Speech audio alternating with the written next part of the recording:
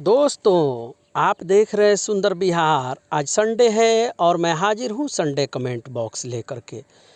मछली के शिकार से जुड़ा हुआ कोई भी सवाल है जो सुंदर बिहार चैनल के ऊपर कमेंट में आता है, हम कोशिश करते हैं उसी दिन जवाब देने के लिए। अगर कोई सवाल ऐसा है जिसको समझाने के लिए समय चाहिए तो उसको हम कमेंट बॉक्स में शामिल करते हैं ताकि हमारे व्यूअर को अच्छा से समझ में आ सके। दोस्तों, आपके मन में भी अगर कोई सवाल है तो प्लीज़ हमसे सवाल कीजिए, हम कोशिश करेंगे आपके सवालों का जवाब देने के लिए। तो चलिए दोस्तों शुरू करते हैं, देखते हैं आज का पहला कमेंट किनका है। पहला कमेंट है विशाल मेहर की तरफ से। लिखते हैं कि कौन से समय में मछली पकड़ने जाना चाहिए बड़े मछली के लिए। देखिए सर, ये मौसम के ऊपर डिपेंड करता है। अगर सर्दी का मौसम है तो आप धूप निकलने पर जाइए, यानी 10 बजे से लेकर के 3 बजे के बीच में।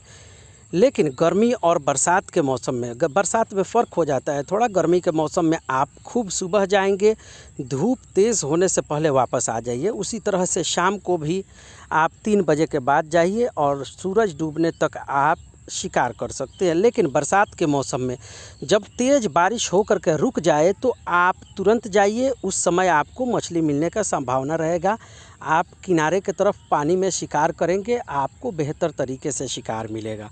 इसका ख्याल करके शिकार कीजिएगा बरसात के मौसम में किनारे की तरफ। और देखिएगा जहाँ पानी का बहाव हो उसके अगल बगल में फ़िशिंग हुक डालिएगा, बेहतर शिकार होगा। चाहे कोई भी मछली मिले, आप जिस मछली का शिकार करेंगे आपको अंदाज़ा होना चाहिए कि यहाँ कौन सी मछली हो सकती है, उसका चारा लगाइए और बेहतर तरीके से शिकार करेंगे। Thank you sir.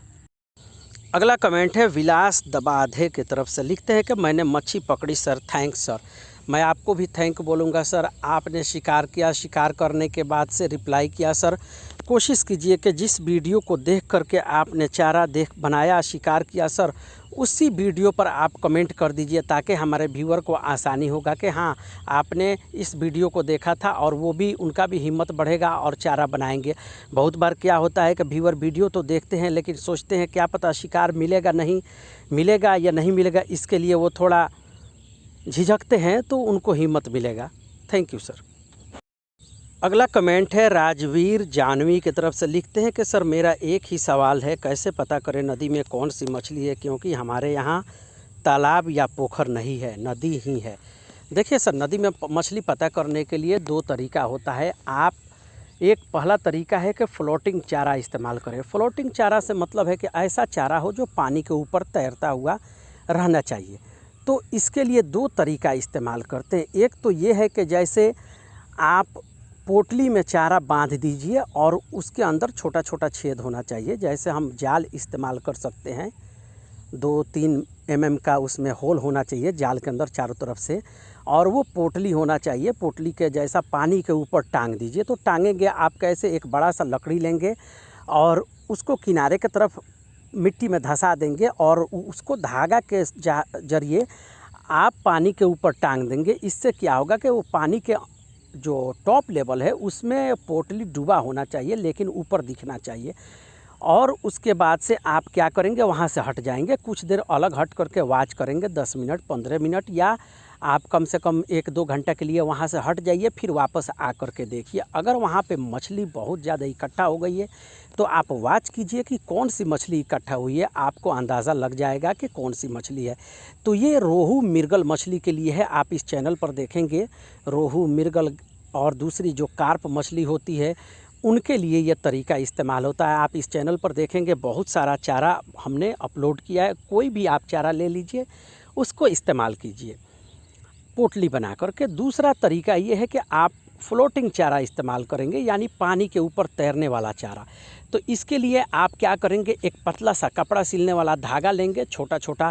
आप पहले से उसको फ्लोटिंग चारा आप तैयार करके रखिए। उसके बाद से उसको धागा के अंदर आप गूँथ देंगे, जैसा माला बनाते हैं उस तरह से, और एक सिरा पानी के ऊपर फेंक दीजिए। पानी के ऊपर वो चारा तैरता रहेगा। जब आप देखेंगे मछली हमला कर रही है तो अंदाज़ा लग जाएगा ऊपर कौन सी मछली आ रही है। ये तो दोनों कार्प मछली के लिए हो गया।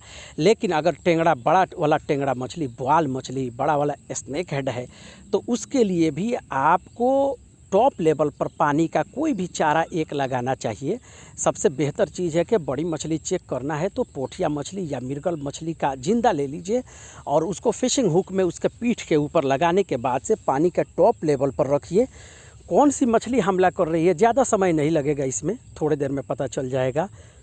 बोआल है, स्नेक हेड है या और कौन सी मछली है वो हमला करेगी तो आपको थोड़ा पीछे हट करके देखिएगा, वो बराबर दिखाई देगी कौन सी मछली है। उसके बाद से वही चारा आप पानी में डाल करके बेहतर तरीके से शिकार करेंगे।